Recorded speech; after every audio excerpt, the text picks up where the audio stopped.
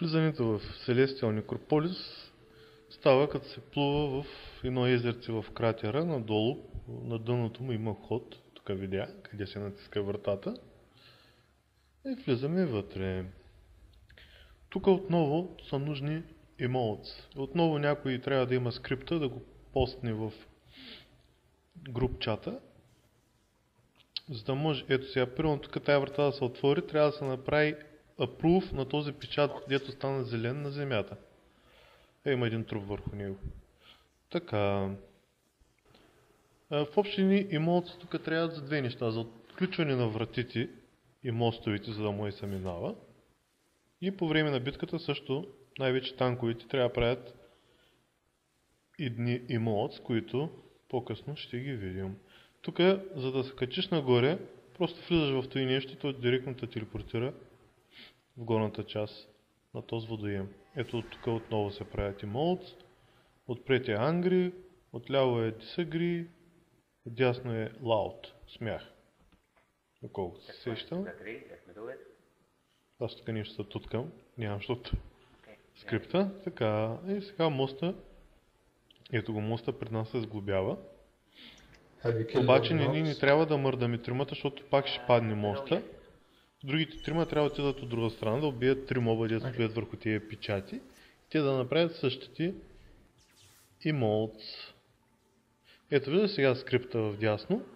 В средата е нарисуван боса на този скрипт. В три страни отляво и три места от дясно има 6 различни общо емоции.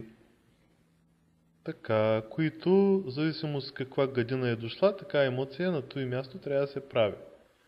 Малко по-късно ще го обясня. Сега тук, за да влезем вътре, има едни капани с едни духови, зато и в средата е на тая стая не трябва да се влиза. Ето сега дъвчето. Ще го убием. В принцип не е проблем този дух специално такъв в тая стая, ако отиде, той постепенно се приближава към човека, който е хванал в капан. Човека не може да се движи. Вдясно виждаш къде сечеше краката. Проблемът е тук, че ако духа не го убием в рамките на 40 секунди, пуска много гаден дебъф на човека и за 4 минути имаш намален демидж и някакви такива глупости. Така, тук въобще не е нищо, кой знае какво е интересно, ще чувстваме траша, за да стигнем до боса.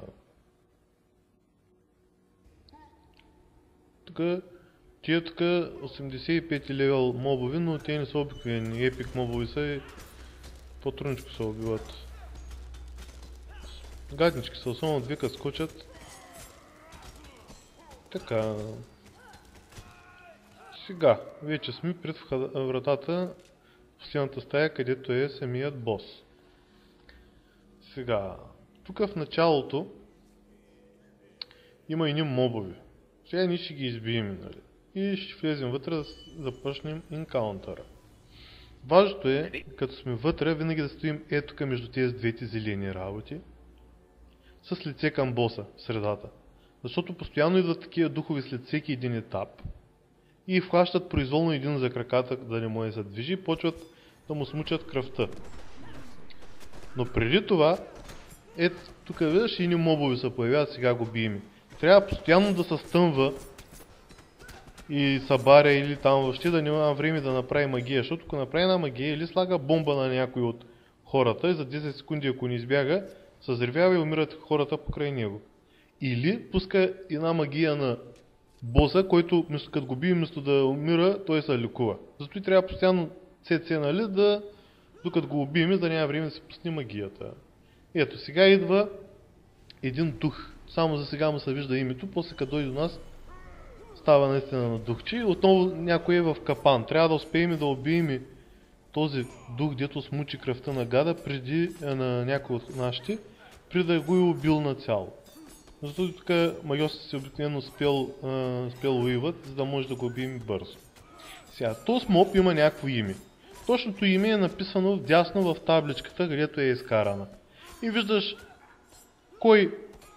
на кой пилон трябва да отидеш с това име, където е написано на моба, де сме убили, и да натиснеш върху този скрипт, то прави нуждата емоция, за да събори този пилон. Виждаш ли? И пилона става на стълба, с която отиваме до боса и почваме да го биеме.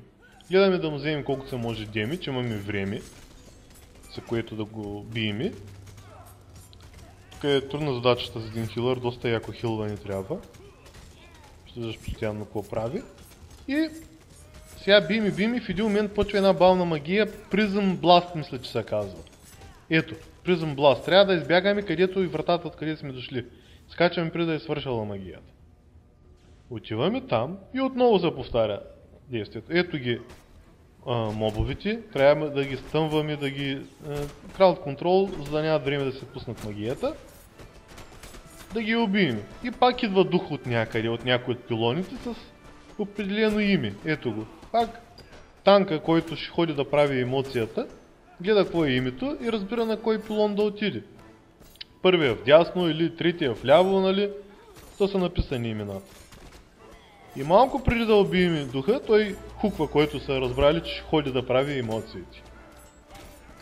Другото нещо, за да се стартира хард мод е, затова на първия пилон отиват двама по принцип. Първия прави кърс. Не знаеш, показва му среден пръст. Като му покаже, нали, кърс като направи, се активира хард мод. Обаче като се активира хард мод, този, който е направил кърс, го нокбаква, пада на газа си. И е хубаво втория да е до него веднага да направи нужната емоция да падне стълбата, нали. И така. Тук продължаваме, ще му вземем още 20%. И пак трябва да скоча. Обаче не трябва да се закъснява на тъс. Ето го, трябва да се скача веднага. Защото ако се закъснее, малко по-късно мисля, че го имам записано точно като се закъснее, той прави гадно АОЕ след като свърши Prism Blast магията и изстрелва на страни събаряна и ни взима доста кръв и като паднем и отделно от високо и който е с по-малко кръв някой като магиосник или като мине, може да умре. Его сега Асасина го е хванал пак духчето в капан. Така бързаме да поубиеме.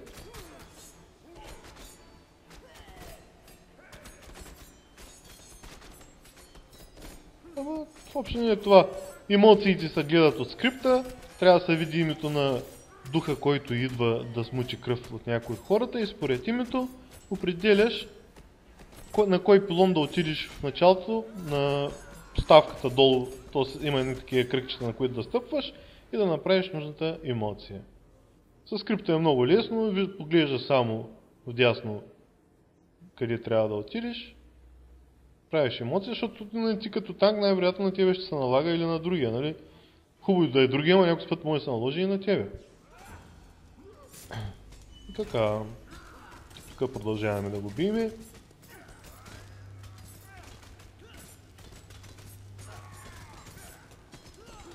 По принцип тези бомби магиосите имат такова пак като Rune Remover, аз както имам, но то примахва по-друг тип гадости, които ти лепват босовите. Ето тук сега се забавяхме. И аз ще умра. Но хубаво, че имам спарк и ще стана. Та магиосите може да примахват тази бомба, която моите лепне е този моб тук, където сега го бием. Но понякога или магиостика го няма, или нещо се обърква и не успява да го махне, затова на тази входната врата вляво и вдясно има такива ъгълчета, дето може да се скриеш.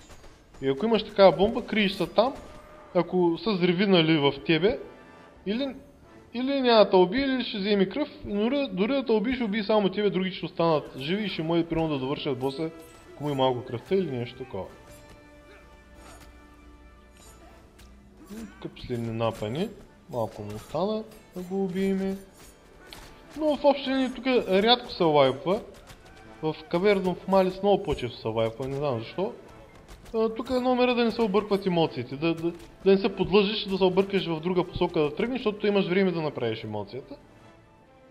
Тук е хубаво Тоса да пуска своя protection против...